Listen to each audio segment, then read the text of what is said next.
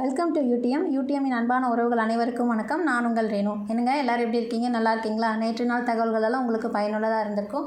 தொடர்ந்து இன்றைக்கான தகவல்கள் பார்க்கலாமா? அதுக்கு முன்னாடி நம்ம வீடியோக்கு லைக் கமெண்ட் பண்ண அனைத்து உறவுகளுக்கும் மிகப்பெரிய நன்றிங்க. அதே மாதிரி நம்ம சேனலுக்கு நீங்கள் கொடுத்துட்டு வர ஒத்துழைப்புக்கும் ஆதரவுக்கும் மிகப்பெரிய நன்றி. தொடர்ந்து நம்ம சேனலை சப்போர்ட் பண்ணுங்கள். மறக்காமல் நம்ம சேனலுக்கு சப்ஸ்கிரைப் பண்ணிக்கோங்க. அப்படியே வீடியோவுக்கு ஒரு லைக் பட்டன் தட்டிக்கோங்க. ஏன்னா உங்களோட லைக்ஸ் தாங்க என்னோட எனர்ஜி. ஸோ அப்படியே வீடியோவுக்கு ஒரு லைக் பட்டன் தட்டிக்கோங்க. அதே மாதிரி மறக்காமல் டெலிகிராம் சேனலையும் ஜாயின் பண்ணிக்கோங்க. அந்த சேனலோட லிங்க் பார்த்திங்க அப்படின்னா டிஸ்கிரிப்ஷனில் கொடுத்துருப்போம். மறக்காமல் ஜாயின் பண்ணிக்கோங்க. ஏன்னா அதில் தான் டெய்லி நியூஸ் பேப்பர் கட்டிங் போடுவோம், மந்த்லி PDF போடுவோம், கொஸ்டின் அண்ட் ஆன்சர்ஸ் PDF போடுவோம். நடப்பு நிகழ்வுகள் சம்மந்தமான எல்லா தகவல்களையும் நம்ம டெலிகிராம் சேனலில் தான் போடுவோம். ஸோ மறக்காமல் ஜாயின் பண்ணிக்கோங்க. தொடர்ந்து இன்றைக்கான தகவல்கள் பார்க்கலாம். இன்றைக்கு மார்ச் 11, 12 2 நாட்களுக்கான தகவல்கள் பார்க்க போகிறோம். ஸோ முதல் தகவல், முதல்வர் திறப்பு. என்ன ஒரு நிறுவனத்தை முதல்வர் திறந்து வச்சுருக்காருங்க. என்ன நிறுவனம் அப்படின்னு பார்த்தோம்னா கோத்ரேஜ் நிறுவனம். ஸோ கோத்ரேஜ் நிறுவனத்தை உற்பத்தி ஆலயம் திறந்து வச்சுருக்காரு. 515 கோடி முதலீடு. கோத்ரேஜ் நிறுவனம் பார்த்தோம் அப்படின்னா 515 கோடி முதலீடில் நம்ம முதல்வர் அவர்கள் திறந்து வச்சுருக்காரு. எங்கே அப்படின்னு பார்க்கும்போது செங்கல்பட்டு மாவட்டத்தில் இந்த நிறுவனம் இருக்குங்க. அது உற்பத்தி நிறுவனம், கோத்ரேஜோட உற்பத்தி நிறுவனம். 515 கோடி முதலீடில் நம்ம முதல்வர் அவர்கள் திறந்து வச்சுருக்காரு.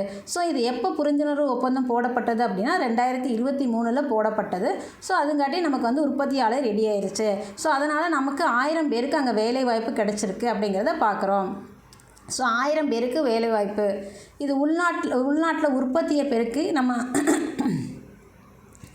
உள்நாட்டில் உற்பத்தியை பெருக்கி நமக்கு நம்ம தமிழக மக்களுக்கு வேலைவாய்ப்புகளை ஏற்படுத்தி கொடுக்கறதுக்கான ஒரு புரிந்துணர்வு ஒப்பந்தம். ஸோ அதன்படியாக நமக்கு ஒரு கம்பெனி வந்தாச்சு தமிழ்நாட்டில். கோத்ரேஜ் நிறுவனத்தை நம்ம முதல்வர் அவர்கள் திறந்து வச்சுருக்காரு.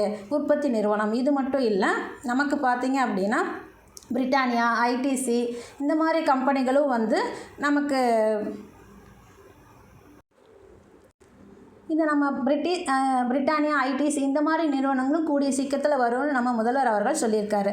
விஷயம் என்னென்னா, தமிழ்நாட்டில் தொழில் முதலீடுகளை ஈர்ப்பதற்காக நிறைய பெருநிறுவனங்களோட புரிந்துணர்வு ஒப்பந்தம் நம்ம போட்டிருக்கோம். ஸோ அதன்படி இப்போது பார்த்தோம் அப்படின்னா கோத்ரேஜ் நிறுவனம் தனது உற்பத்தி ஆலையை குன்னப்பட்டு ஊராட்சி திருப்போரூர் அப்படிங்கிற இடத்துல இந்த நிறுவனத்தை தொடங்கியிருக்காங்க, ஓப்பன் பண்ணியிருக்காங்க. நம்ம முதல்வர் தான் திறந்து வச்சுருக்காரு. ஸோ இதில் பார்த்திங்க அப்படின்னா இது மட்டும் இல்லை, நமக்கு தமிழ்நாட்டில் மேற்கொண்டு பிரிட்டானியா, டாபர், ITC போன்ற நிறுவனங்கள் தனது தொழிற்கூடங்களை சீக்கிரமாக திறக்க போகிறாங்க. அதனால் நமக்கு வேலைவாய்ப்புகள் அதிகமாக கிடைக்கும் அப்படிங்கிறத சொல்லியிருக்காரு. ஸோ இதில் இப்போ முதல் கட்டமாக பார்த்திங்க அப்படின்னா 1000 பேருக்கு வேலைவாய்ப்புகள் கொடுத்துருக்காங்க. இந்த 1000 பேரில் 50% பேர் பார்த்திங்க அப்படின்னா 50% வேலை பார்த்திங்க அப்படின்னா மாற்றுத்திறனாளிகள், பெண்கள், திருநங்கைகளுக்காக கொடுக்கப்பட்டிருக்கு. ஸோ அது மட்டும் இல்லை, 2030ஆம் ஆண்டுக்குள்ளே தமிழ்நாட்டை $1 ட்ரில்லியன் பொருளாதாரமாக மாற்ற வேண்டும் அப்படிங்கிறது நம்ம முதல்வரோட இலக்கு, நம்ம தமிழ்நாட்டோட இலக்கு. ஸோ $1 ட்ரில்லியன் அப்படிங்கும்போது நமக்கு ஒரு கேள்வி வருதுங்க. இப்போ தான் நம்ம பிரதமர் இந்தியா $5 ட்ரில்லியன் தொடுறது ரொம்ப சீக்கிரத்தில் இல்லை. எதில்? பொருளாதாரத்தில். அதே மாதிரி நம்ம அப்படி சொல்லும்போது நம்ம இந்தியா இப்போ என்ன $1 ட்ரில்லியன் இருக்குது அப்படிங்கிறதையும் நம்ம தகவலில் சொல்லியிருப்போம். ஸோ நம்ம உறவுகள் மறக்காமல் கமெண்டில் இப்போ நம்ம இந்தியா எத்தனை $1 ட்ரில்லியன் பொருளாதாரமாக இருக்குது அப்படிங்கிறத நமக்கு கமெண்டில் ஆன்சர் பண்ணிடுங்க. ஸோ இப்போ நம்ம முதல்வர் பிறப்பு பற்றி பார்த்த விஷயம் என்ன அப்படின்னா, கோத்ரேஜ் நிறுவனத்தை செங்கல்பட்டு மாவட்டத்தில் திறந்து வச்சுருக்காரு. முதல் கட்டமாக இதில் 1000 பேருக்கு வேலைவாய்ப்புகள் கிடைச்சிருக்கு அப்படிங்கிறத பார்க்குறோம். இதில் ஒரு சிறப்பு விஷயம் என்னென்னா, மாற்றுத்திறனாளிகள், பெண்கள், திருநங்கைகளுக்கு 50% வேலை இருக்குது. நம்ம அப்படியே மறக்காமல் கமெண்டில் இந்தியாவில் இப்போ கரண்ட்டில் எத்தனை $1 ட்ரில்லியன் பொருளாதாரம் இருக்குது அப்படிங்கிறத மறக்காமல் கமெண்ட் பண்ணிடுங்க. நம்ம ரீசெண்ட் நியூஸில் தான் பார்த்துருப்போம். ஸோ நம்ம அடுத்த தகவல் போயிடலாம்.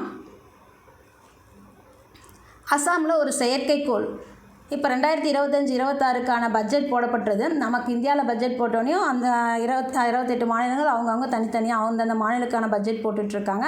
அதில் அசாம் மாநிலத்தில் 25-26க்கான நிதி பட்ஜெட்டில் ஒரு அறிவிப்பு. ஸோ அதை என்னன்னு பார்த்துடலாம். அசாம் செயற்கைக்கோள். அசாம் மாநில அரசு சமீபத்தில் அசாம் சாட் அசாம் சாட் அப்படிங்கிற தனது சொந்த செயற்கைக்கோளை தொடங்கும் திட்டத்தை அறிவிச்சிருக்கு. இது என்னன்னு பார்க்கும்போது அசாம் தனது சொந்த செயற்கைக்கோளை அறிமுகப்படுத்தும் முதல் இந்திய மாநிலம். இதுதாங்க விஷயம். தனது சொந்த செயற்கைக்கோளை அறிமுகப்படுத்தும் முதல் இந்திய மாநிலம் எதுன்னு கேட்டிங்க அப்படின்னா அசாம் அப்படிங்கிறது தான் விஷயம். ஸோ அசாம் மாநில அரசு வந்து சமீபத்தில் அசாம் சாட் அப்படிங்கிற சொந்த செயற்கைக்கோளை தொடங்கும் திட்டத்தை வந்து அறிவிச்சிருக்காங்க. இந்த செயற்கைக்கோள் பார்த்திங்க அப்படின்னா விவசாயம், பேரழிவுகள் மேலாண்மை, இந்த செயற்கைக்கோள் நமக்கு எதுக்காக பயன்படுது அப்படிங்கிறது விவசாயத்துக்காகவும், பேரழிவுகள் மேலாண்மை, கட்டமைப்பு மேம்பாடு, எல்லை பாதுகாப்பு மற்றும் போலீஸாரின் செயல்பாடுகளை மேம்படுத்த உதவுது அப்படிங்கிறது நமக்கு வந்து முதல்வர் சொல்லியிருக்காரு. ஸோ அது மட்டும் இல்லை, இதோட பட்ஜெட் பார்க்கும்போது 2.6 லட்சம் கோடி அப்படிங்கிறது நமக்கு தகவல். அதே மாதிரி நமக்கு இப்போ ரீசெண்டாக பார்த்தீங்க அப்படின்னா அஸ்ஸாமில் சிராங் ரிப்பு யானைகள் வளங்காப்பகம் பார்த்தீங்க அப்படின்னா மாநிலத்தோட 8வது தேசிய பூங்காவை அறிவிச்சிருப்போம். அந்த தகவல்களையும் நம்ம இதோடு சேர்ந்து பார்த்துடலாம். சிராங் ரிப்பு யானைகள் வளங்காப்பகம் பார்த்தீங்க அப்படின்னா அஸ்ஸாம் மாநிலத்தோட 8வது தேசிய பூங்காவாக அறிவிக்கப்பட்டிருக்கு. அது மட்டும் இல்லை, அதுக்கு பெயர் மாற்றமும் நடத்தப்பட்டிருக்கு. சிக்னா ஜாவ்லாவ் அப்படிங்கிற தேசிய பூங்கா அப்படின்னு அதுக்கு பேர் வச்சுருக்காங்க. இதுக்கு முன்னாடி சிராங் ரிப்பு யானைகள் வளங்காப்பகமாக இருந்தது. அது மாநிலத்தோட தேசிய பூங்காவாக அறிவிக்கப்பட்டதுக்கப்புறம் சிக்னா ஜாவ்லா தேசிய பூங்கா அப்படின்னு பெயர் மாற்றம் பண்ணியிருக்காங்க. நமக்கு அஸ்ஸாம் முதல்வர் யாருன்னு பார்த்தோம் அப்படின்னா ஹேமந்த் பிஸ்வா சர்மா. அதே மாதிரி அஸ்ஸாம் மாநிலத்தோட முதல்வர் ஹேமந்த் பிஸ்வா சர்மா, ஆளுநர் லக்ஷ்மண் பிரசாத் ஆச்சாரியா. ஸோ நம்ம அஸ்ஸாம் மாநிலத்தை பற்றி என்ன பார்த்தோம்? அஸ்ஸாம் மாநிலத்தில் அசாம் சாட் அப்படிங்கிற சொந்த செயற்கைக்கோளை தொடங்குறாங்க. இது நாட்டிலேயே முதல் இந்திய மாநிலமாக திகழுது அப்படிங்கிறத விஷயமே. ஸோ அஸ்ஸாம் மாநிலம் தான் வந்து இந்திய மாநிலத்திலே முதல்ல சொந்தமாக செயற்கைக்கோளை அனுப்ப போகிறாங்க அப்படிங்கிறத பார்க்குறோம். அது மட்டும் இல்லை, இப்போ 8வது தேசிய பூங்கா அப்படின்னு பார்க்குறோம் இல்லையா? நம்ம ரீசெண்டாக பார்த்துருப்போம், உத்தரப்பிரதேசத்தில் நமக்கு ஒரு 58வது புலிகள் காப்பகத்தை வந்து புதிய தேசிய பூங்காவாக மாற்றிருப்பாங்க. அந்த தேசிய பூங்காவோட பேர் என்ன? இப்போ சிக்னா ஜாவ்லான்னு நான் சொன்ன மாதிரி ரீசெண்டாக வந்து 58வது புலிகள் காப்பகம் வந்து எந்த தேசிய பூங்கா அப்படிங்கிறத நமக்கு கமெண்டில் சொல்லிடுங்க. அடுத்த தகவல் போயிடலாம்.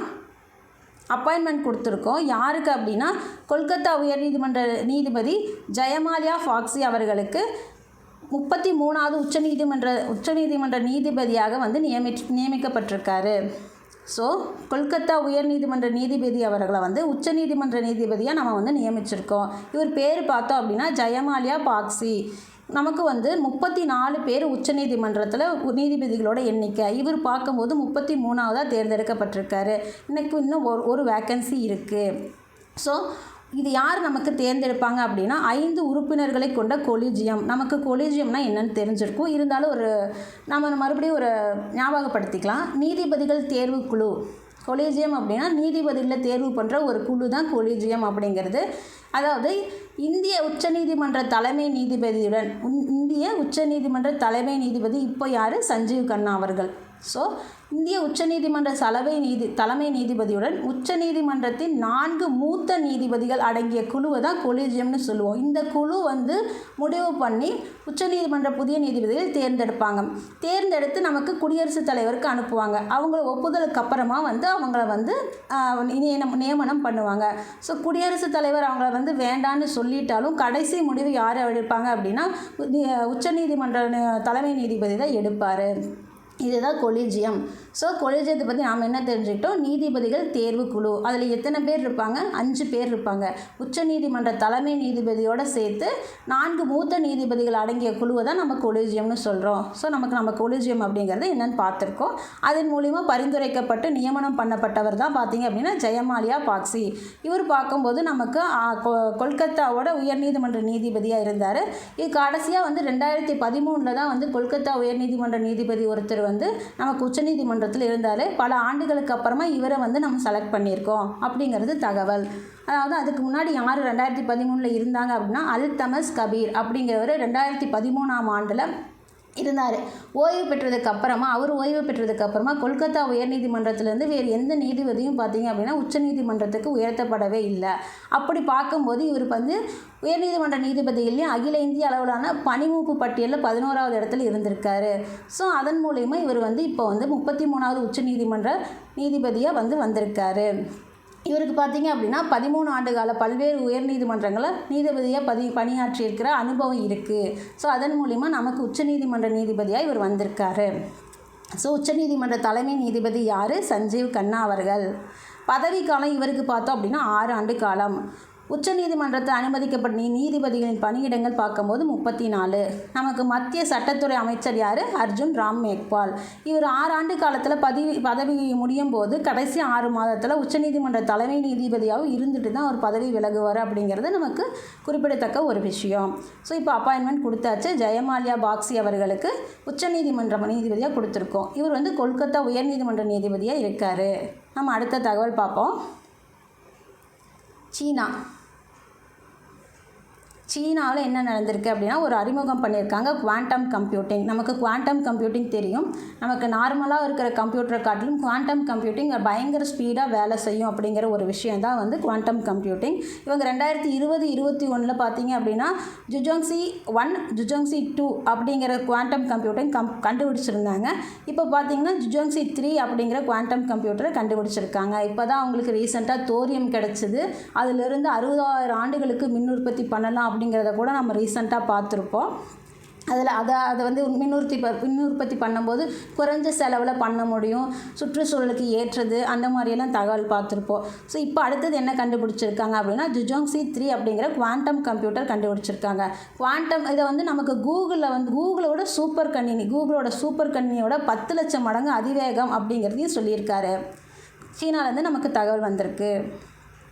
சீனாவிலேருந்து எனக்கு வரலைங்க, நியூஸ் பேப்பரில் வந்திருக்கு, செய்தித்தாள்களில். சீனா உளவுத்துறை நமக்கு சொல்லலை, நம்ம நியூஸ் பேப்பர் நமக்கு சொல்லியிருக்கு. ஸோ ஜுஜோங்ஸி 3 நம்ம கண்டுபிடிச்சிருக்காங்க அப்படிங்கிறது தகவல். இது பார்த்தோம் அப்படின்னா கூகுளோட சூப்பர் கணினியை விட நம்ம ஆல்ரெடி கண்டுபிடிச்சிருக்கோம். கூகுளோட சூப்பர் கணினியை விட 10 லட்சம் மடங்கு அதிவேக குவாண்டம் கணினியை சீனா அறிமுகம் செஞ்சுருக்காங்க. இது பார்க்கும்போது நமக்கு கிளாசிக்கல் கம்ப்யூட்டர்ஸ், அதாவது நம்ம ரெகுலராக ஆரம்பத்துலேருந்து யூஸ் பண்ணிகிட்ருக்க கம்ப்யூட்டர்ஸை விட அதிவேகத்தில் செயல்பட உதவுது அப்படிங்கிறது ஒரு விஷயம். குவாண்டம் கம்ப்யூட்டர் அப்படின்னா நமக்கு நார்மலாகவே நம்ம பதிவேற்ற பண்ணுற தகவல்கள், கம்ப்யூட்டரில் நம்ம பதிவேற்ற பண்ணுற தகவல்கள் பார்த்திங்க அப்படின்னா பைனரி நம்பர்ஸாக சேவ் ஆகும். 0 1 அப்படிங்கிற மாதிரி சேவ் ஆகும். ஒன்றோ 0ல் சேவ் ஆகும், இல்லைன்னா 1ல் போய் சேவ் ஆகும். ஆனால் இந்த குவாண்டம் கம்ப்யூட்டரை பொறுத்த வரைக்கும் இந்த 2 நிலையிலையுமே வேலை செய்யும் அப்படிங்கிறது தான் முக்கியமான விஷயம். 2 நிலையிலையும் சமமாக ஒரே இடத்துலையே செயல்படுத்தும் அப்படிங்கிறது தான் விஷயம். இது யார் நமக்கு சொல்லியிருக்காங்க அப்படின்னா சீன அறிவியல் அகாடமியின் கீழ் இயங்கும் சீன அறிவியல் மற்றும் தொழில்நுட்ப பல்கலைக்கழகம் USTC அப்படிங்கிறவங்க தான் நமக்கு இதுக்கு முன்னாடியும் ஜுஜோங்ஸி 1 and 2 கண்டுபிடிச்சிருந்தாங்க. இப்போ 3யும் கண்டுபிடிச்சிருக்காங்க.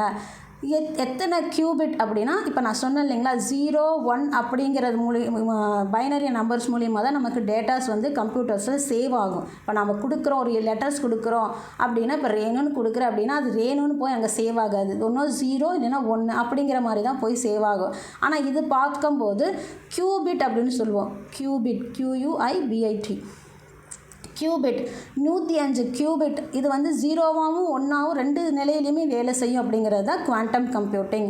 ஸோ 105 கியூபிட் மற்றும் 182 கப்ளர் ப்ராசஸரை பயன்படுத்தி இந்த குவாண்டம் கம்ப்யூட்டிங் ஜுஜோங்ஸி 3 கண்டுபிடிக்கப்பட்டிருக்கு அப்படிங்கிறது நமக்கு தகவல். ஸோ இதனால் நம்ம என்ன தெரிஞ்சுக்கிட்டோம், ஜுஜோங்ஸி 3 அப்படிங்கிறத கண்டுபிடிச்சிருக்கோம். ஸோ நமக்கே நம்ம என்ன சொல்கிறது, நாமளே 2019 ஆண்டு கூகுள் நிறுவனத்தால் 53 கியூபிட் சைகாமோர் ப்ராசஸரை பயன்படுத்தி ஏற்கனவே நம்ம குவாண்டம் கம்ப்யூட்டர் கண்டுபிடிச்சிருக்கோம். குவாண்டம் கம்ப்யூட்டிங் அப்படிங்கும்போது உலகிலேயே அதிகமாக இயங்கக்கூடிய சூப்பர் கணினி. 10,000 ஆண்டுகளில் செய்ய வேண்டிய வேலையை வெறும் 200 வினாடிகளில் செய்கிறது அப்படிங்கிறது தான் இந்த குவாண்டம் கம்ப்யூட்டிங்கோட ஸ்பெஷல். இதுக்காக தான் நம்ம போட்டி போட்டு இந்தியா மற்ற நாடுகள் எல்லாமே போட்டி போட்டு கண்டுபிடிச்சிட்ருக்கோம். நாம் 2019 பார்த்தீங்க அப்படின்னா 53 கியூபிட்டோட கண்டுபிடிச்சிருந்தோம். 53 கியூபிட்டுக்கே பார்க்கும்போது 10,000 ஆண்டுகளில் செய்ய வேண்டிய பணியை வெறும் 200 வினாடிகளில் செஞ்சது. இப்போ நாம் லேட்டஸ்ட்டாக பார்த்தோம் அப்படின்னா 2024 67 கியூபிட் அப்படிங்கிற 67 கியூபிட்டை கொண்டு நம்ம குவாண்டம் கம்ப்யூட்டிங் கண்டுபிடிச்சிருந்தோம். ஸோ இப்போ அந்த சாதனையை முறியடித்து தான் வந்து சீனா வந்து கண்டுபிடிச்சிருக்காங்க. நாம் 67 கண்டுபிடிச்சதை இவங்க 105 கண்டுபிடிச்சிருக்காங்க. நமக்கு வந்து வெறும் 53 கியூபிட்டுக்கு 10,000 ஆண்டுகள் செய்ய வேண்டிய வேலையை 200 வினாடிகள் செய்யும்போது இப்போ வந்து 105 அப்படின்னா இது எவ்வளோ சீக்கிரமாக வேலை செய்யும், ஸோ எவ்வளோ டக்குன்னு வேலையை முடிக்கும் அப்படிங்கிறது தான் விஷயம். ஸோ சீனாவில் வந்து குவாண்டம் கம்ப்யூட்டிங் கண்டுபிடிக்கப்பட்டிருக்கு. ஜிசோங்ஸி 3ன்னு சொல்லுவோம். நம்ம அடுத்த தகவல் போயிடுவோம். பிரிட்ஸ்கர் பரிசு இது ஒரு நோபல் பரிசுக்கு இணையான பரிசுங்க. கட்டடக்கலையில் சிறந்து விளங்குறவர்களுக்காக கொடுக்கப்படுற பரிசு. இதுவும் சீனாவை சேர்ந்த ஒருத்தருக்கு கிடச்சிருக்கு.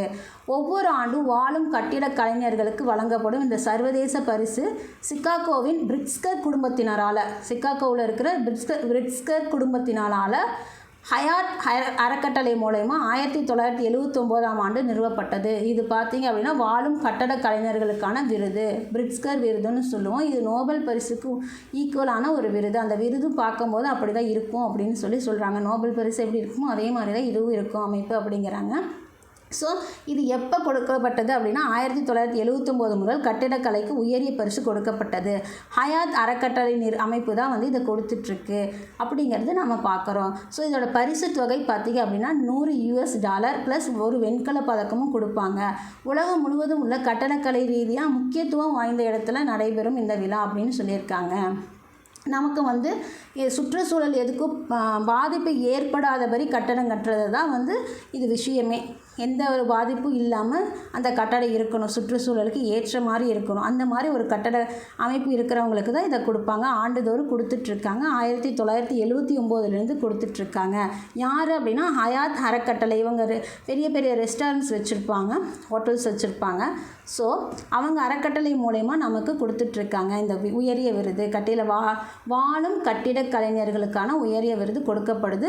இந்த ஆண்டு வந்து 2025 இவர் தான் வாங்கியிருக்காரு. இவர் பேர் லியூ ஜியாகுன், சீனாவை சேர்ந்த கட்டிட கலைஞர் அப்படிங்கிறத நாம் பார்க்குறோம். ஸோ $100 பரிசு கிடைக்கும். அதாவது சமூகத்திற்கு பாதுகாப்பான, சுற்றுச்சூழலுக்கு ஏற்ற வகையில் கட்டக்கூடிய கட்டிடங்கள் கட்டுறவர்களுக்கு தான் இதை தேர்ந்தெடுத்து கொடுக்கக்கூடிய ஒரு பரிசு தான் இந்த பிரிட்ஸ்கர் பரிசு. ஸோ 2025 பிரிட்ஸ்கர் பரிசு யாருக்கு கிடைச்சிருக்கு அப்படின்னா லியூ ஜியாகுன், சீனாவை சேர்ந்த லியூ ஜியாகுன் அவர்களுக்கு கிடைச்சிருக்கு. லியூ ஜியாகுன் கிடைச்சிருக்கு. $100 வந்து ப்ரைஸ். ஸோ இது நோபல் பரிசுக்கு ஈக்குவலானது கட்டிடக்கலையில். நாம் அடுத்த தகவல் பார்ப்போம். ஒரு அப்பாயின்மெண்ட்டுங்க. இன்னொரு அப்பாயின்மெண்ட் யாருக்கு அப்படின்னு பார்க்கும்போது கனடாவோட புதிய பிரதமராக மார்க் கார்னி இவர்கள் தான். மார்க் கார்னி அவர்கள் வந்து பொறுப்பேற்றிருக்காரு. ஸோ இவர் பார்த்திங்க அப்படின்னா அந்த நாட்டோட லிபரல் கட்சியோட தலைவர். இவர் நல்ல பழுத்த அனுபவம் வாய்ந்தவர். அதாவது பொருளாதாரத்துலேயும் சரி, அரசியல்லையும் சரி நல்ல பழுத்த அனுபவம் வாய்ந்தவர் அப்படிங்கிறது நம்ம பார்க்குறோம். ஸோ இவர் வந்து இதுக்கு முன்னாடி யார் இந்த இதில் இருந்தாங்க அப்படின்னா ஜஸ்டின் ட்ரூடோ. இவருக்கு வந்து ஆலோசகராக இருந்தார். இந்த கொரோனா டைமில் அன்அஃபிஷியலாக ஆலோசகராக இருந்தார். ஸோ இவரே பார்த்தீங்க அப்படின்னா இவரை வந்து பரிந்துரையும் பண்ணியிருக்காரு. புதிய பிரதமராக இவர் இருக்கலாம், லிபரல் கட்சியோட தலைவராக இருக்கலாம் அப்படிங்கிறத இவரு பார்த்திங்கன்னா பரிந்துரையும் பண்ணியிருக்காரு. இவர் ஏன் ராஜினாமா பண்ணார் அப்படின்னா பொருளாதார ரீதியாக வந்து நிர்வாகம் சரியாக பண்ண முடியாதனால உள்கட்சி பூசல் ப்ளஸ் நாட்டிலையும் வந்து இவருக்கு பெருசாக வந்து எந்த ஒரு இதுவும் இல்லை, இவருக்கான சப்போர்ட் எதுவும் இல்லை. அதனால் இவரே பார்த்திங்க அப்படின்னா அந்த கட்சியில் இருந்தும் பிரதமர் பதவியிலிருந்தும் கடந்த மாதம் வந்து ராஜினாமா பண்ணிட்டார். இதுக்கு முன்னாடி கனடாவோட பிரதமராக இருந்தவருக்கும் நம்ம இந்தியாவுக்கும் சரியான ஒரு புரிந்துணர்வு இல்லை. ஆனால் இப்போ வந்தவர் வந்து நம்ம அந்த மாதிரி இருக்க மாட்டோம் அப்படிங்கிற மாதிரி சொல்லியிருக்காரு. நல்லா புரிந்துணர்வு இருக்கும் அப்படிங்கிற மாதிரி சொல்லியிருக்காரு. ஸோ ஜஸ்டின் ட்ரூடோ அவர்கள் வந்து ராஜினாமா பண்ணிட்டாங்க. அதுக்கப்புறம் இவர் வந்து புதிய பிரதமராக மார்க் கார்னி கனடாவோட புதிய பிரதமராக தேர்ந்தெடுக்கப்பட்டிருக்காரு. இவர் என்னவா இருந்தார் அப்படின்னா பொருளாதார நிபுணராகவும் கனடா நாட்டோட மத்திய வங்கியின் முன்னாள் ஆளுநராகவும் இருந்திருக்காரு. நல்ல அனுபவசாலி அப்படிங்கிற மாதிரி ஒரு தகவல். ஸோ இவர் வந்து பொருளாதார நிபுணர். இந்த கனடா நாட்டோட மத்திய வங்கியோட முன்னாள் ஆளுநர் மட்டும் இல்லை, 2013 பார்த்தோம் அப்படின்னா பிரிட்டனோட மத்திய பேங்க்லேயும் ஆளுநராக இருந்திருக்காரு. இதில் என்ன ஆச்சரியம் அப்படின்னா இவர் பிரிட்டன் நாட்டை சேர்ந்தவர் இல்லை. இதுதான் முதல் டைமு. பிரிட்டனை சேராதவர் பிரிட்டன் நாட்டோட பேங்க்குக்கு ஆளுநராக இருக்கிறது பார்த்திங்கன்னா இதுதான் ஃபஸ்ட் டைமு. ஸோ இதுவும் ஒரு பெருமைக்குரிய விஷயம், இவரை பற்றின ஒரு பெருமைக்குரிய விஷயம். ஸோ அந்த அளவுக்கு இவருக்கு வந்து பொருளாதாரத்தில் நல்ல எக்ஸ்பீரியன்ஸ் இருக்குது. இப்போ பார்த்தோம் அப்படின்னா நம்ம வந்து கனடாவை அமெரிக்கா வந்து 51வது மாகாணமாக நான் பண்ணிடுவேன், கிரீன்லாந்தை நான் பிடிச்சிடுவேன் அப்படின்னு ஏகப்பட்ட பிரச்சனை பண்ணுறாரு. ஒரு பிரச்சனை 2 பிரச்சனை இல்லை. இப்போ ஏற்கனவே வந்து இரும்பு அலுமினியத்துக்கு கனடா போன்ற நாடுகளுக்கு வந்து 25% வரி விதித்தவர் இன்றைக்கி பார்த்தீங்க அப்படின்னா 50% கொண்டுட்டு போயிட்டார். அவர் என்ன பண்ணணும்னு நினைக்கிறாருன்னு தெரியல. தினம் ஒரு அதிரி புதிரியான வேலையை தான் பண்ணிகிட்ருக்காரு. ஸோ எதுக்காக அப்படின்னு தெரியல. அவர் நாட்டுக்கு அவர் போடுறது சட்டத்திட்டங்கள் ஓகே, ஆனால் அடுத்த நாட்டையும் நான் கைப்பற்றிக்குவேன் அப்படிங்கிறது என்ன மாதிரி ஒரு இதுன்னு தெரியல. ஸோ ஏன் இவ்வளோ அடாவடி பண்ணுறாருன்னு தெரியல அந்த மனுஷன். ஸோ நம்ம அடுத்த தகவல் போயிடலாம். கனடாவோட புதிய பிரதமர் யாருன்னு பார்த்தீங்க அப்படின்னா மார்க் கார்னி அவர்கள். இதுக்கு முன்னாடி இருந்தவர் யாருன்னா ஜஸ்டின் ட்ரூடோ அவர்கள். அடுத்த தகவல் தியாஸ்லை அப்படிங்கிற நூலோட ஆசிரியர் யாருன்னு பார்த்தோம் அப்படின்னா கைலாஷ் சத்யார்த்தி. நமக்கு கைலாஷ் சத்யார்த்தி அவர்களை நல்லாவே தெரியும். இவர் இந்தியாவோட சமூக சீர்திருத்தவாதி அப்படின்னா குழந்தை தொழிலாளர்கள் ஒழிப்பு அதுக்காக போராடுறவர். சின்னதுலேருந்து அவருக்கு அந்த மாதிரி ஒரு விஷயம் இருக்குங்க. அதனால் பார்த்திங்க அப்படின்னா இவர் கிட்டத்தட்ட 70 வயசுக்கு மேலே ஆகிடுச்சு. ஸோ இவர் பார்த்திங்க அப்படின்னா தியாஸ்லை அப்படிங்கிற நூலோட ஆசிரியர். இது இவரோட சுயசரிதை. ஸோ சமூக சீர்திருத்தவாதி பச்சன் பச்சாவ் அந்தோலன் அப்படிங்கிற இயக்கம். பச்சன் பச்சாவ் அந்தோலன் இயக்கம்னா நமக்கு இளமையை காப்பாற்று அப்படிங்கிறது தமிழில். ஸோ 2014ஆம் ஆண்டிற்கான அமைதிக்கான நோபல் பரிசு இவருக்கு கிடச்சிருக்கு. யாரோட சேர்ந்து மலாலா யூசஃப்சை. நமக்கு மலாலா யூசஃப்சை நல்லா தெரியும். ஸோ அவங்களோட சேர்ந்து இவருக்கு பகிர்ந்தளிக்கப்பட்டது. தியாஸ்லை என்ற நூலின் ஆசிரியர் யார்? கைலாஷ் சத்யார்த்தி. ஸோ இவரை பற்றி என்ன தெரிஞ்சுன்னா இது வந்து இவரோட ஒரு சுயசரிதை புத்தகம். கைலாஷ் சத்யார்த்தி அவர்கள் வந்து ஒரு சமூக சீர்திருத்தவாதி, உலகளாவிய அளவில் குழந்தை தொழிலாளி ஒழிப்பு முறைக்காக பாடுபடக்கூடியவர்.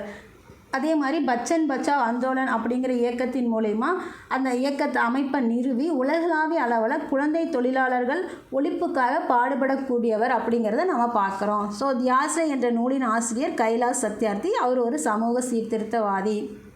குழந்தை ஒழிப்புக்காக குழந்தை வேலை, அதாவது சில்ட்ரன்ஸை வந்து வேலையில் அமர்த்துறாங்க இல்லையா, அந்த மாதிரியெல்லாம் இருக்கக்கூடாது அப்படிங்கிறதுக்காக போராடக்கூடிய ஒரு மாபெரும் மனிதர்னு சொல்லலாங்க. பாராட்டு சொல்லிடலாம் இவருக்கு. அடுத்த தகவல் போயிடுவோம். நியூ டெல்லியில் ஒரு 2 மாநாடு நடந்திருக்கு. என்ன மாநாடு அப்படின்னா கிரிட்கான் 2025 சர்வதேச மாநாடு ஒன்று, இன்னொன்று உலக நிலையான வளர்ச்சி மாநாடு ஒன்று நடந்திருக்கு. ஸோ நம்ம ஃபஸ்ட்டு கிரிட்கான் பார்த்துடலாம். கிரிட்கான் 2025 மாநாடு பார்த்தீங்க அப்படின்னா மாநாடு மற்றும் கண்காட்சி எங்கே நடந்திருக்கு அப்படின்னா IICC யாசோபூமி துவாரகால நியூ டெல்லியில் நடந்திருக்கு. இது பார்க்கும்போது யார் ஓப்பன் பண்ணி தொடங்கி வச்சாங்க அப்படின்னா மத்திய மின்சாரம் மற்றும் வீட்டு வசதி மற்றும் நகர்ப்புற விவகார அமைச்சரான ஸ்ரீ மனோகர் லால் அவர்கள் வந்து நமக்கு மத்திய அமைச்சர் வந்து தொடங்கி வச்சுருக்காரு. கிரிட்கான் 2025 மாநாடு சர்வதேச மாநாடு எங்கே நடந்தது? நியூ டெல்லியில் நடந்தது. யார் தொடங்கி வச்சாங்க? ஸ்ரீ மனோகர் லால் தொடங்கி வச்சார். தீம் பார்த்தோம் இந்த 2025க்குனா இன்னோவேஷன் இன் கிரிட் ரெசிலியன்ஸ், மின்சார வலையமைப்பின் நிலைத்தன்மையில் புதுமைகள் அப்படிங்கிறது தான் இந்த ஆண்டுக்கான கருப்பொருள். ஸோ இதை பார்க்கும்போது நமக்கு இந்த மாநாடு எதுக்கு அப்படின்னா மின்சார பரிமாற்றம் மற்றும் விநியோகம், புதுப்பிக்கக்கூடிய ஆற்றலில் ஒருங்கிணைப்பு குறித்த புதிய தொழில்நுட்பங்களை அறிமுகப்படுத்துவது, இந்தியாவோட மின்சாரத்துறையில் முன்னேற்றங்களை உருவாக்குறதுக்கான ஒரு முக்கிய வாய்ப்பு தாங்க இந்த மாநாடு. நம்ம கிரிட்கான் மாநாடு எதுக்காக நடத்தப்பட்டது அப்படின்னா இந்தியாவோட மின்சாரத்துறையின் முன்னேற்றங்களை உருவாக்குவதற்காக ஒரு முக்கிய வாய்ப்பு தான் இந்த மாநாடு, கண்காட்சி எல்லாமே. ஸோ கிரிட்கான் 2025 சர்வதேச மாநாடு எங்கு நடைபெற்றது? நியூ டெல்லியில் நடைபெற்றது. நம்ம அடுத்தது இன்னொரு மாநாடு எங்கே நடைபெற்றுச்சு? அதே நியூ டெல்லியில். அது என்ன மாநாடு அப்படின்னா உலக நிலையான வளர்ச்சி மாநாடு, WSDSன்னு சொல்லுவோம். அதுவும் நமக்கு நியூ டெல்லியில் தான் நடந்தது. வேர்ல்டு சஸ்டெயினபிள் டெவலப்மெண்ட் சப்மிட் அப்படின்னு சொல்லக்கூடிய உலக நிலையான வளர்ச்சி மாநாடு நமக்கு நியூ டெல்லியில் நடந்திருக்கு. இது எதோடு சேர்ந்தது அப்படின்னா இது மத்திய சுற்றுத்துறை அமைச்சர் வந்து ஸ்ரீ பூபேந்திர யாதவ் தொடங்கி வச்சுருக்காரு. மத்திய சுற்றுச்சூழல் அமைச்சர் பூபேந்திர யாதவ் தொடங்கி வச்சிருக்காரு உலக நிலையான வளர்ச்சி மாநாடு.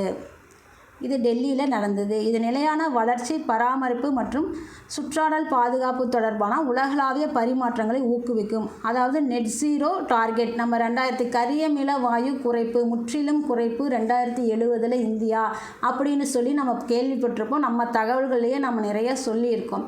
ஸோ அதுக்கான ஒரு மாநாடு தான் இது. கரியமில வாயுனா கார்பன் டை ஆக்சைடு காற்றில் கலக்கிறத நம்ம முற்றிலுமாக ஒழிக்கணும், இப்போ குறைக்கணும்னு போராடிட்டுருக்கோம். 2070 முற்றிலுமாக அது இல்லாமல் இருக்கணும், புதுப்பிக்கத்தக்க எரிசக்தி மூலிமா நம்ம அதெல்லாம் குறைச்சிடணும் அப்படிங்கிறது ஒரு இலக்காக நெட் ஜீரோ இலக்கு இருக்குது. ஸோ அது 2070 நாம் வச்சுருக்கோம். ஸோ அது சம்மந்தமான ஒரு மாநாடு தான் பார்த்திங்க அப்படின்னா டெல்லியில் நடந்திருக்கு. இதுக்கு என்ன பேர்? உலக நிலையான வளர்ச்சி மாநாடு, world sustainable development submit, new டெல்லியில் நடந்திருக்கு. இது மத்திய சுற்றுச்சூழல் அமைச்சர் பூபேந்திர யாதவ் தொடங்கி வச்சுருக்காரு. 2 மாநாடு பார்த்துட்டோம். கிரிட்கான் 2025 ஒன்று, உலக நிலையான வளர்ச்சி மாநாடு. இந்த 2 மாநாடுமே நமக்கு நியூ டெல்லியில் நடக்கப்பட்டது. ஒன்று, இந்தியாவில் மின்சாரத்துறையில் முன்னேற்றங்களை உருவாக்குறதுக்கான ஒரு வாய்ப்பு தான் கிரிட்கான். இன்னொன்று நெட் ஜீரோ டார்கெட்டு, அதாவது கரியமிலவாயு முற்றிலும் ஒழிக்கிறதுக்கான ஒரு மாநாடு. ஸோ அடுத்தது கூட்டு இராணுவ பயிற்சி. யாருக்கும் கூட்டு இராணுவ பயிற்சினா இந்தியா கிர்கிஸ்தான் இடையிலான கூட்டு இராணுவ பயிற்சி. கஞ்சார் கூட்டு இராணுவ பயிற்சி எந்த நாடுகளுக்கு இடையே நடத்தப்பட்டது அப்படின்னா இந்தியா கிர்கிஸ்தான் அதுக்கிடையான கூட்டு இராணுவ பயிற்சி. இது 12வது பதிப்பு. 2025 மார்ச் 10 முதல் 23 வரை நமக்கு கிர்கிஸ்தானில் நடக்க போகுது. ஸோ கூட்டு இராணுவ பயிற்சி பார்த்தாச்சு. இந்தியாவுக்கும் கிர்கிஸ்தானுக்கும் என்ன பேரில் நடக்குது அப்படின்னா கஞ்சார் கூட்டு இராணுவ பயிற்சி எந்த நாடுகளுக்கு இடையே நடக்குதுன்னா இந்தியா கிர்கிஸ்தான். ஓகே, நாம் அடுத்த தகவல் போயிடுவோம். காற்று தர கண்காணிப்பு. சுவிட்சர்லாந்தை சேர்ந்த காற்று தர கண்காணிப்பு அமைப்பு ஒரு ரிசல்ட்டை வெளியிட்டிருக்காங்க. இது என்னன்னு பார்த்தோம் அப்படின்னா 138 நாடுகளில் உள்ள 40,000 தர கண்காணிப்பு நிலையங்கள் காற்றின் தரம் குறித்து ஆய்வு நடத்தியிருக்காங்க. யார்? சுவிட்சர்லாந்தை சேர்ந்த காற்று தர கண்காணிப்பு அமைப்பு. பார்த்திங்க 138 நாடுகளில் உள்ள 40,000 தர கண்காணிப்பு நிலையங்களில் காற்றோட தரம் குறித்து ஆய்வு நடத்தியிருக்காங்க. அதில் அதிர்ச்சியான விஷயம் என்ன அப்படின்னா சாட், காங்கோ, வங்கதேசம், பாகிஸ்தான், இந்தியா போன்ற நாடுகளில் நமக்கு காங்கோ, வங்கதேசம், பாகிஸ்தான், இந்தியா போன்ற நாடுகளில் காற்றோட தரம் ரொம்ப அசுத்தமாக இருக்குது அப்படிங்கிறது கண்டறியப்பட்டிருக்கு. அதுலேயும் மிகவும் மாசுபட்ட 9 நகரங்களில் பார்க்கும்போது இந்தியா அதாவது 138 நாடுகளில் கணக்கெடுத்திருக்காங்க. ஸோ அதில் மிகவும் மோசமான நாடு அப்படிங்கும்போது அதில் 9 நாடில் 6வது இடத்துல இந்தியா இருக்குது அப்படிங்கிறத ரொம்ப வருத்தப்பட வேண்டிய விஷயம். காற்றோட தரம் ரொம்ப மோசமாக இருக்குது அப்படின்னு சொல்லி பார்க்குறாங்க. அதே மாதிரி நம்ம இந்தியாவிலேயே காற்றோட தரம் சிறந்து இருக்கிறது எங்கே அப்படின்னு பார்த்தீங்கன்னா திருநெல்வேலி நகரம் அப்படிங்கிறது ஒரு குறிப்பிடத்தக்க விஷயம். ஸோ இதை காட்டிலும் மேகாலயாவின் தொழில் நகரமான பைனேர்காட் இந்தியாவில் மிகவும் மாசுபட்ட நகரமாக குறிப்பிடப்பட்டிருக்கு. நமக்கு இந்தியாவில் திருநெல்வேலி நகரம் தமிழ்நாட்டில் திருநெல்வேலி நகரம் காற்றோட தரம் உயர்ந்திருக்கு, சுத்தமாக இருக்குது அப்படின்னு கொடுக்க மாதிரி மேகாலயா ரொம்ப மோசமாக இருக்குது அப்படின்னு சொல்கிறாங்க. ஸோ நமக்கு இதில் தெரிஞ்சுக்கிட்ட காற்றின் தரம் மோசமான இடத்துல எவ்வளோ இருக்கும் அப்படின்னா இந்தியா 6வது இடத்துல இருக்குது அப்படிங்கிறது தெரிஞ்சிருக்கும். இது யார் எடுத்தாங்க நமக்கு அப்படின்னா சுவிட்சர்லாந்தை சேர்ந்த காற்று தர கண்காணிப்பு அமைப்பு எடுத்திருக்காங்க. இதில் நாம் இந்தியா மோசமான நிலைமையில் இருக்கோம், அது 6வது இடத்துல இருக்கும். ஸோ நான் அடுத்த தகவல் பார்த்துருவோம். மொரீஷியஸ் உயரிய விருது. யாருக்கு மொரீஷியஸ் உயரிய விருது கொடுத்துருக்கோன்னா நம்ம பிரதமருக்கு தான். இப்போ தான் ரீசெண்டாக பார்த்தோம், பார்படாஸ் நாட்டோட உயரிய விருது கிடச்சிருக்கு. கொரோனா டைமில் அவங்களுக்கு சிறப்பாக செயல்பட்டார், வியூகத்தன்மையாக தலைமைத்துவத்தை நடத்தினார், மற்ற நாடுகளுக்கு கொரோனா தடுப்பூசியெல்லாம் கொடுத்து உதவி பண்ணார். ஸோ இதை சொல்லி அந்த ஒரு செயல்பாட்டுக்காக பாராட்டி பார்படாஸ் நாட்டோட விருது கொடுத்துருந்தாங்க. ஸோ அந்த மாதிரி நமக்கு மொரீஷியஸ் நாட்டோட உயரிய விருது நம்ம பிரதமர் அவர்களுக்கு கிடச்சிருக்கு. மொரீஷியஸ்க்கு ஒரு அரசு சுற்றுப்பயணமாக 2 நாள் போயிருக்காரு. இப்போ அங்கே நம்ம எப்படி இண்டிபெண்டன்ஸ் டேவோ அதே மாதிரி மொரீஷியஸில் மார்ச் 11 இண்டிபெண்டன்ஸ் டே அப்படிங்கிறதுக்காக போயிருக்காரு. ஸோ அந்த நடந்த விஷயந்தான் நம்ம மொரீஷியஸ் உயரிய விருது நம்ம பிரதமருக்கு கிடச்சது. எவ்வளோ சிரிச்சுக்கிட்டே வாங்குறாரு பார்த்தீங்களா இதில். இவர் பார்த்தீங்க அப்படின்னா அதிபர். So the grand commander of the order of the star and key of the Indian ocean. இந்திய பெருங்கடலின் கீ ஆஃப் தி அப்படிங்கிற ஒரு உயரிய விருதையும் நமக்கு பிரதமர் அவர்களுக்கு அந்த நாட்டு அதிபர் கொடுத்துருக்காரு. என்னென்ன விருது கிடச்சிருக்கு? The grand commander of the order of the star and key of the Indian Ocean ஆகிய 2 உயரிய விருதுகள் நம்ம பிரதமர் அவர்களுக்கு மொரீஷியஸ் நாட்டிலேருந்து கிடச்சிருக்கு. அது மட்டும் இல்லை, இந்த விருதை பெறும் முதல் இந்தியர், நம்ம இந்தியாவில் இத்தனை பிரதமர் இருந்திருந்து இந்த விருதை பெற முதல் இந்தியர் அப்படிங்கிற பெருமையும் நம்ம பிரதமர் மோடி அவர்களுக்கு இருக்குது. ஸோ அது மட்டும் இல்லை, இந்த விருதை பெற அந்த நாட்டில் இந்த விருதை பெற 5வது வெளிநாட்டு தலைவரும் நம்ம பிரதமர் அவர்கள் தான். ஸோ இது பிரதமர் மோடி பெறும் 21வது சர்வதேச விருது. இதுக்கு முன்னாடி அவர் 20 விருது வாங்கியிருக்காரு இன்டர்நேஷ்னல் லெவலில் நாடுகளில். ஸோ ரீசெண்டாக பர்படாஸில் வாங்கியிருந்தார். இப்போ பார்த்திங்க அப்படின்னா மொரீஷியஸ்லேருந்து வாங்கியிருக்காரு. 21வது சர்வதேச விருது நம்ம பிரதமர் அவரது. ஸோ இது மட்டும் இல்லை, வெளிநாடு வாழ் இந்திய குடிமகன் OCI அட்டையும் வந்து அந்த நாட்டில் பிரதமரும் அதிபரும் நமக்கு கொடுத்துருக்காங்க. OCI அட்டை எதுக்காக கொடுத்துருக்காங்க அப்படின்னா, அங்கே என்ன சொல்கிறது, வெளிநாடு வாழ் இந்திய குடிமகன் அட்டைகளை வழங்கி பிரதமர் மோடியை கௌரவிச்சிருக்காங்க அந்த நாட்டோட பிரதமரும் அதிபரும். இது வச்சிருக்கிறவங்களுக்கு காலக்கெடு இன்றி இந்தியாவில் வாழ்வதற்கும் பணிபுரிவதற்கும் படிப்பதற்கும் உரிமைகள் வழங்கப்படுகின்றன அப்படிங்கிறத விஷயம். இந்த அட்டை எதுக்கு அப்படின்னா, காலக்கெடுவே இல்லாமல் இந்த முடிஞ்சிருச்சுப்பா, என்னோட ஒர்க் வீசா முடிஞ்சிருச்சு, பெர்மிட் முடிஞ்சிருச்சு, கிளம்பு அப்படின்னு இந்த அமெரிக்காலெல்லாம் துரத்தி விட்ட மாதிரியெல்லாம் இது இல்லை. இந்த அட்டை வச்சுருக்காங்க அப்படின்னா காலக்கெடு இன்றி இந்தியாவில் வாழ்வதற்கும் பணிபுரிவதற்கும் படிப்பதற்கும் உரிமைகள் வழங்கப்படுகின்றன அப்படிங்கிறது ஒரு விஷயம். ஸோ இதில் வச்சு நுழைவு விசா, அதாவது விசா இல்லாமல் இந்தியாவுக்கு பயணிப்பது உள்பட பல்வேறு சலுகைகள் வந்து இந்த கார்டுக்கு கொடுக்கப்படுது. மொரீஷியஸில் நமக்கு 22,188 இந்தியர்கள் வாழ்கிறாங்க. அதில் 13,198 பேருக்கு இந்த OCI அட்டை வச்சிருக்காங்க அப்படிங்கிறது ஒரு குறிப்பிடத்தக்க விஷயம். ஸோ நமக்கு உயரிய விருது கிடச்சிருக்கு. அதில் பார்த்திங்க அப்படின்னா முதல் இந்தியர் அந்த பெருமையும் நம்ம பிரதமருக்கு இருக்குது. வெளிநாட்டு தலைவரில் 5வது ஆளாக இவர் வாங்குறாரு அப்படிங்கிற பெருமையும் இருக்குது. நம்ம பிரதமருக்கு இதோடு சேர்த்து 21வது சர்வதேச விருதும் கிடச்சிருக்கு. ஸோ 57வது தேசிய நாளில் சிறப்பு விருந்தினராக நம்ம பிரதமர் அங்கே பங்கேற்க போனார். அங்கே அந்த நாட்டோட பிரதமர் பார்த்திங்க அப்படின்னா நவீன் சந்திர ராம்கூலம், அதிபர் பார்த்திங்க அப்படின்னா தரம்பீர் கோகுல். இவங்க 2 பேரும் சேர்ந்து தான் நமக்கு இந்த விருதை வந்து நம்ம பிரதமர் அவர்களுக்கு கொடுத்துருக்காங்க.